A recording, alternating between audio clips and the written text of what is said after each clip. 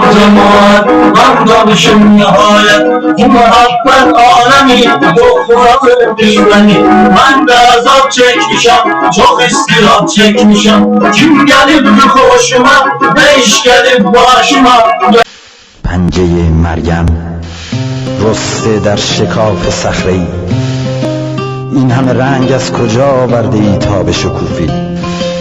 قطره قطره شکوفه از سر صخره‌ها گرد آوردم، از گلبرگ‌های سرخ دستمالی بافتم تا آفتاب هدیه کنم. پی خوشبختی همش صبح تا شب دویدم من، حتی یک آشنا ندیدم من. به آخر این سفر میرسم کجا؟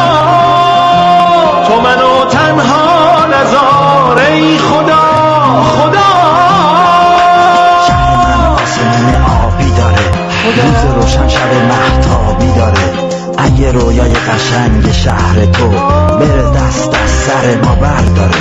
آسمون اینجا خاکستریه، قصه هاش قصه دیو و پریه. آدما وقتی واسه هم ندارن، اینجا معلوم نمیشه کی به کیه، کی به کیه. توی این شهر شلوغ